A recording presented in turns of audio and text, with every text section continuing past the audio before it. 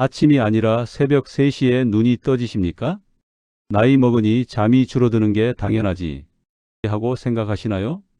아닙니다. 이건 나이 탓이 아니에요. 여러분의 뇌가 보내는 구조 신호입니다.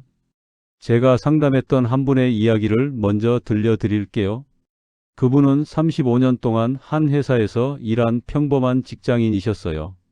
야간 근무가 잦았고 잠은 늘 부족했지만 그래도 계속 버티셨다고 합니다. 지금은 참고 은퇴하면 원 없이 자면 되지. 하시면서요.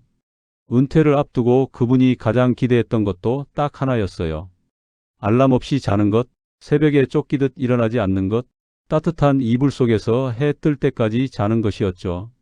그런데 은퇴 후 현실은 정반대였습니다. 밤 10시에 누워도 새벽 2시, 3시면 눈이 번쩍 떠지는 거예요. 다시 누우면 불안한 생각만 자꾸 머릿속을 맴돌았고요. 그때부터 그분은 걱정이 시작됐다고 하셨어요. 늙으면 원래 잠이 없어지는 거겠지. 하면서요. 불안을 달래려고 술을 찾으셨고 밤에 깨는 건 소변 때문일 거라 생각해서 물도 끊으셨대요. 결국엔 수면제까지 드시게 되셨죠. 여러분께 묻고 싶어요. 은퇴하면 쉬어야 할 시간이 오히려 가장 불안한 시간이 되고 있지는 않으신가요? 오늘 이 영상을 끝까지 들어보시면 뇌가 살려달라고 보내는 마지막 구조 신호를 파악하셔서 새벽 기상을 멈추고 아침까지 꿀잠을 주무시게 되실 겁니다. 안녕하세요. 백세웰빙입니다. 구독과 좋아요는 저에게 큰 힘이 됩니다. 이제 왜 이런 일이 생기는지 차근차근 말씀드릴게요. 많은 분들이 잠이 줄어드는 건 노화 때문이라고 단정하시지만 실제로는 몇 가지 원인이 겹쳐서 새벽 각성을 만들고 있는 경우가 대부분이에요. 첫 번째는 잠을 유지하는 힘이 약해졌기 때문입니다. 잠에는 두 가지 힘이 필요해요. 잠들게 하는 힘과 잠을 붙잡아 두는 힘이죠. 나이가 들수록 잠드는 속도보다 잠을 유지하는 힘이 먼저 약해져요. 그래서 잠은 들지만 새벽만 되면 툭 끊어지는 거예요. 마치 배터리가 오래 못 가는 휴대전화처럼요. 두 번째는 오랜 수면 부족의 후유증입니다. 야간 근무, 잦은 밤샘, 불규칙한 생활을 오래 하신 분일수록 몸은 이미 깊이 자는 법을 잊어버린 상태가 돼요. 은퇴했다고 해서 이 리듬이 저절로 회복되지는 않아요. 오히려 긴장이 풀리면서 숨겨졌던 문제가 드러나는 경우가 많습니다. 세 번째는 새벽 각성을 소변 문제로 착각하는 경우예요. 많은 분들이 오줌이 마려워서 깬다고 말씀하시죠. 그런데 실제로는 먼저 잠이 깨고 그 다음에 소변이 느껴지는 경우가 많아요. 잠이 얕아지면 몸의 작은 신호도 크게 느껴지거든요. 그래서 물을 끊어도 새벽 각성은 줄지 않습니다. 네 번째는 술과 수면제가 잠을 더 망치는 구조예요. 술은 잠을 부르는 것 같지만 깊은 잠을 잘게 쪼개버려요. 수면제도 마찬가지입니다. 잠든 것처럼 보여도 뇌는 얕은 잠에서 밤새 허우적거리는 경우가 많아요. 그래서 아침에 더 피곤하고 머리가 멍해지는 거예요. 다섯 번째는 은퇴 후 생활 리듬의 붕괴입니다. 아침에 햇빛을 덜 보고 낮 활동이 줄어들면 뇌는 밤과 낮을 구분하기 어려워져요. 그러면 새벽에 깨는 시간이 점점 앞당겨집니다. 정리해보면 새벽 각성은 하나의 문제가 아니에요. 잠을 붙잡는 힘이 약해진 상태에서 잘못된 대처가 겹쳐진 결과입니다. 이제부터는 왜 이 문제가 과학적으로도 위험 신호인지 조금 더 분명하게 설명드리겠습니다. 먼저 멜라토닌 이야기부터 하겠습니다. 멜라토닌은 흔히 수면 호르몬이라고 불립니다. 저는 이걸 잠을 유지하는 연료라고 설명드립니다. 자동차가 연료가 있어야 오래 달리듯 우리 뇌도 멜라토닌이라는 연료가 충분해야 잠을 깊고 길게 붙잡아 둘 수 있습니다. 문제는 이 연료가 나이가 들수록 급격히 줄어든다는 점입니다. 해외 수면 연구에 따르면 60대 이후에는 멜라토닌 분비량이 젊을 때의 약 20에서 30% 수준까지 떨어집니다.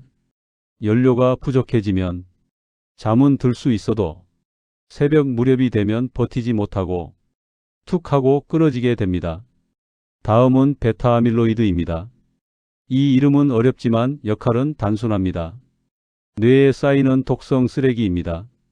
우리가 낮 동안 생각하고 판단하고 기억을 꺼내 쓰는 동안 뇌에서는 자연스럽게 노폐물이 만들어집니다. 그 중에서도 베타아밀로이드는 제때 치우지 않으면 기억력과 판단력을 떨어뜨리는 아주 끈적한 쓰레기입니다. 이것이 뇌세포 사이에 끈적끈적하게 달라붙으면 뇌세포를 파괴합니다. 이것이 바로 치매의 시작입니다. 그렇다면 이 쓰레기는 언제 치워질까요? 여기서 글림프 시스템이 등장합니다. 글림프 시스템은 뇌 안에 있는 전용 청소 통로입니다. 쉽게 말해 뇌 속 하수구입니다. 중요한 사실은 이 하수구가 아무 때나 열리지 않는다는 점입니다. 우리가 깊은 잠, 그것도 끊기지 않고 이어지는 깊은 잠에 들어갔을 때만 잠깐 열립니다. 이때 뇌세포들이 몸집을 줄이고 그 사이로 뇌척수액이라는 맑은 물이 흘러들어와 베타아밀로이드 같은 쓰레기를 밖으로 쓸어내립니다. 마치 새벽에만 도로를 막고 청소차가 들어오는 것과 같은 원리입니다. 해외 뇌과학 연구에서는 깊은 잠이 줄어든 사람일수록 뇌 속 베타아밀로이드 축적이 뚜렷하게 증가하는 것이 확인됐습니다. 국내에서도 서울대학교 병원을 포함한 여러 의료기관 연구에서 새벽에 자주 깨는 노년층일수록 기억력과 집중력 검사 점수가 눈에 띄게 낮게 나타났습니다. 그렇다면 새벽에 잠이 자꾸 깨면 어떤 일이 벌어질까요? 청소가 끝나기도 전에 하수구가 닫혀버리는 겁니다. 쓰레기는 그대로 남고 그 상태로 또 하루를 시작하게 됩니다. 그래서 아침에 일어나면 몸은 잔 것 같은데 머리는 멍하고 말이 바로 안 떠오르고 괜히 불안하고 예민해집니다. 이건 성격이 약해진 게 아닙니다. 뇌가 회복되지 못한 상태에서 하루를 시작하고 있기 때문입니다. 술이나 수면제로 잠든 경우도 마찬가지입니다. 겉으로는 오래 잔 것처럼 보여도 뇌파를 보면 깊은 잠 단계는 매우 짧습니다. 연료는 부족하고 쓰레기는 남아있고 하수구는 제대로 열리지 않은 밤이 되는 겁니다. 정리하겠습니다. 새벽 각성은 단순한 잠버릇이 아닙니다. 멜라토닌이라는 연료 부족, 베타아밀로이드라는 쓰레기 축적, 글림프 시스템이라는 하수구의 미작동이 겹쳐서 나타나는 뇌 회복 구조의 문제입니다. 다행인 점은 하나입니다. 이 시스템은 망가진 것이 아니라 잠시 멈춰 있을 뿐이라는 사실입니다. 조건만 맞춰주면 뇌는 다시 스스로 청소를 시작합니다. 이제 실제로 이 어려움을 되돌린 분의 이야기를 들려드릴게요. 앞에서 말씀드린 그분, 35년 직장 생활을 마치고 은퇴하신 분의 이야기예요. 처음 상담을 시작했을 때 그분의 표정은 늘 굳어 있었어요. 밤에 잠을 못 자는 것도 힘들었지만 그보다 더 힘든 건 앞으로도 계속 이럴까봐 생기는 불안이라고 하셨어요. 낮에는 별일 없어도 밤만 되면 가슴이 답답해지고 새벽에 눈을 뜨면 괜히 미래가 막막해졌다고 하셨습니다. 그분은 이미 할 수 있는 건 다 해본 상태였어요. 술도 마셔봤고 초저녁에 물 섭취도 끊어봤고 수면제도 드셔봤지만 결과는 비슷했어요. 잠은 얕았고 아침은 더 괴로웠습니다. 그래서 저는 그분께 이렇게 말씀드렸어요. 잠을 늘리려 하지 마시고 먼저 내가 깊이 쉬게 만드는 조건부터 바꿔봅시다. 그분이 처음 바꾼 건 아주 사소한 것이었어요. 아침에 눈을 뜨면 커튼부터 여는 것, 비가 오든 흐리든 밖으로 나가 10분만 걷는 거였어요. 그동안 은퇴 후에는 아침 햇빛을 거의 보지 않았다는 걸 그때 처음 자각하셨다고 합니다. 밤에는 억지로 자려고 애쓰지 않게 했어요. 오늘도 잠 못 자면 어쩌지라는 생각이 들 때마다 몸부터 느슨하게 풀어주는 연습을 하셨어요. 심장이 조금 가라앉고 숨이 길어지면 신기하게도 머릿속 생각이 줄어들기 시작했다고 하셨습니다. 처음 일주일은 큰 변화가 없었어요. 하지만 둘째 주가 지나면서 새벽에 깨는 횟수가 조금씩 줄었고 깨더라도 다시 잠드는 시간이 짧아졌어요. 그분이 가장 놀라워하신 건 잠을 못 자도 덜 불안해졌어요. 라는 점이었어요.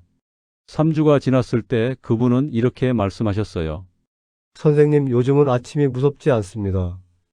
예전에는 눈을 뜨는 순간부터 하루가 버거웠는데 이제는 일어나서 창문을 열고 오늘 할 일을 생각할 여유가 생겼어요. 라고 하셨습니다. 중요한 건 이분이 특별한 약이나 비싼 방법을 쓴 게 아니라는 점이에요. 뇌가 원래 하던 일을 다시 하게끔 길만 열어준 것뿐이었습니다. 이 이야기를 들으시면서 저건 저 사람 이야기지 나와 무슨 상관이야. 라고 느끼신다면 안 됩니다. 말 안 해서 그렇지 같은 환경에 계신 분들이 정말 많거든요. 이제 그 어르신이 매일 지켰던 3가지 핵심 습관을 말씀드리겠습니다. 복잡하지 않아요. 돈도 들지 않고 오늘 밤부터 바로 하실 수 있는 것들입니다. 첫 번째는 아침 햇빛으로 잠을 예약하는 습관이에요. 많은 분들이 잠은 밤에 해결해야 한다고 생각하시는데 사실 깊은 잠은 아침에 결정돼요. 아침에 눈을 뜨고 햇빛을 보면 내 눈 속으로 이렇게 준비합니다. 지금부터 약 14시간에서 16시간 뒤에 잠들 준비를 하자. 이게 수면 리듬의 시작이에요. 그 어르신은 아침에 일어나면 커튼을 열고 비가 오든 흐리든 밖으로 나가 10분에서 15분만 걸으셨어요. 이것 하나만으로도 밤에 졸음이 오는 시간이 서서히 일정해졌습니다. 두 번째는 밤에 뇌의 흥분을 끄는 습관이에요. 잠이 안 오는 밤에는 몸보다 머리가 먼저 깨어 있어요. 이럴 때 억지로 자려고 하면 오히려 각성이 더 강해져요. 그래서 그 어르신은 누워서 숨을 천천히 들이마시고 더 길게 내쉬는 연습을 하셨어요. 내쉴 때마다 이제 하루가 끝났다고 몸에 알려주는 느낌으로요. 숨이 길어질수록 심장은 차분해지고 머릿속 생각은 자연스럽게 느려졌다고 하셨습니다. 세 번째는 깨더라도 겁내지 않는 태도예요. 이게 가장 중요했어요. 예전에는 새벽에 눈이 떠지면 또 시작이네 하며 불안해졌어요. 그런데 이제는 이렇게 생각하기로 하셨대요. 아, 뇌가 잠깐 쉬는 중이구나. 이 생각 하나가 긴장을 풀어주자 다시 잠으로 돌아가는 길이 훨씬 쉬워졌습니다. 이 3가지를 함께 하자 뇌는 점점 깊은 잠으로 들어갈 준비를 하기 시작했어요. 잠을 억지로 자려 하지 않아도 몸이 스스로 잠을 찾는 방향으로 바뀐 거죠. 중요한 건 완벽하게 하려 하지 않는 거예요. 하루 이틀 안 된다고 실망하지 마세요. 이 습관들은 뇌를 훈련시키는 과정이기 때문에 시간을 들릴수록 효과가 분명해집니다. 이제부터는 그래서 오늘 밤에 뭘 하면 되느냐 이 질문에 답을 드릴게요. 앞에서 말씀드린 어르신이 지켰던 방법은 하나하나 보면 아주 사소해요. 하지만 3가지를 함께 했을 때 효과가 분명히 달라졌습니다. 첫 번째는 아침 햇빛으로 수면을 예약하는 거예요. 잠은 밤에 자지만 잠을 준비하는 신호는 아침에 들어가요. 아침에 햇빛을 보면 내 눈 속으로 시간을 재기 시작해요. 지금부터 약 14시간에서 16시간 뒤에 잠들 준비를 하자. 그 어르신은 아침에 눈을 뜨면 커튼부터 열고 비가 오든 흐리든 밖으로 나가 10분에서 15분 정도만 걸으셨어요. 이것 하나로 밤에 졸음이 오는 시간이 서서히 일정해졌습니다. 두 번째는 밤에 몸부터 잠들게 하는 방법이에요. 잠이 안 올 때는 머리보다 몸이 먼저 깨어 있어요. 그래서 억지로 눈을 감고 버티면 생각만 더 많아져요. 그 어르신은 누워서 숨을 짧게 들이마시고 내쉴 때는 일부러 더 길게 내쉬셨어요. 숨을 내쉴 때마다 이제 오늘 하루는 잘 마쳤다 하고 몸에 알려주는 느낌으로요. 이렇게 하면 심장이 먼저 가라앉고 그 다음에 생각이 느려집니다. 세 번째는 깨더라도 겁내지 않는 태도예요. 이게 가장 중요한 조합이었어요. 예전에는 새벽에 눈이 떠지면 또 시작이네 하고 불안부터 치밀어 올랐다고 해요. 이제는 이렇게 바꿨어요. 아, 뇌가 잠깐 숨 고르는 중이구나. 이 생각 하나가 몸의 긴장을 풀어주고 다시 잠으로 돌아가는 길을 열어줬습니다. 이 3가지를 함께 하자 잠을 억지로 끌어오지 않아도 몸이 스스로 잠을 찾기 시작했어요. 이제 많은 분들이 이렇게 물으세요. 얼마나 해야 하나요? 나는 체력이 약한데 괜찮을까요? 그래서 지금부터는 실제로 효과를 본 분들이 공통으로 지켰던 실천 원칙을 말씀드릴게요. 첫 번째 원칙은 양보다 타이밍이에요. 아침 햇빛은 오래 볼 필요 없어요. 중요한 건 눈을 뜬 뒤 얼마나 빨리 보느냐예요. 짧아도 괜찮으니 아침 시간을 앞당기는 게 핵심입니다. 두 번째 원칙은 몸 상태에 맞춰 조절하는 거예요. 숨이 가쁘면 더 짧게 하셔도 되고 어지러우면 중간에 멈추셔도 돼요. 이건 훈련이 아니라 몸에 신호를 보내는 과정이에요. 몸이 싫다고 하면 그 신호를 따르는 게 맞습니다. 세 번째 원칙은 최소 3주는 이어간다는 마음이에요. 뇌는 하루 이틀에 바뀌지 않아요. 대부분의 어르신들이 2주쯤 지나 조금 달라진 것 같다는 느낌을 받으셨고 3주를 넘기면서 확실한 변화를 체감하셨어요. 중간에 하루 빠졌다고 실패가 아니에요. 다시 돌아오시면 됩니다. 네 번째 원칙은 완벽을 목표로 하지 않는 거예요. 매일 같은 시간, 같은 방식으로 못해도 괜찮아요. 중요한 건 나는 다시 잠으로 돌아가는 연습을 하고 있다는 인식이에요. 이 생각만으로도 새벽에 깼을 때의 공포는 크게 줄어듭니다. 마지막 원칙은 몸을 믿는 거예요. 여러분의 몸은 이미 어떻게 자야 하는지 알고 있어요. 지금까지는 그 길을 막고 있었을 뿐이에요. 습관은 그 길을 다시 열어주는 역할을 합니다. 여기까지 들으시고 이제 나도 해볼 수 있겠다는 마음이 드셨다면 정말 다행이에요. 다만 몇 가지는 반드시 알고 조심하셔야 할 선이 있어요. 이 선을 넘지 않아야 지금까지 말씀드린 방법들이 도움이 되고 오히려 불편을 만들지 않습니다. 먼저 약을 복용 중이신 분들이에요. 혈압약, 심장약, 신경안정제, 수면제를 드시고 계신다면 생활 습관을 바꾸기 전에 반드시 담당 의료진과 한 번은 상의하셔야 해요. 특히 수면제를 드시고 계신 분들은 스스로 판단해서 갑자기 끊으시면 안 돼요. 불안이 더 심해지거나 오히려 잠이 더 깨질 수 있거든요. 지금 말씀드린 습관은 약을 대신하는 것이 아니라 약에 대한 의존을 서서히 줄이는 데 도움을 주는 보조 방법입니다. 두 번째는 심장질환이나 심한 어지럼증이 있는 경우예요. 호흡을 조절하거나 몸을 이완하는 과정에서 가슴이 답답해지거나 머리가 핑 도는 느낌이 들면 그 즉시 멈추셔야 해요. 숨을 깊게 들이마시려 애쓰지 마시고 그저 편안하게 길게 내쉬는 것만으로도 충분해요. 이건 참고 버티는 운동이 아니에요. 몸이 보내는 신호를 존중하는 게 우선입니다. 세 번째는 술에 의존해 잠을 유지해 오신 분들이에요. 술은 잠을 빨리 부르는 것처럼 느껴질 수 있지만 깊은 잠을 계속 끊어 놓아요.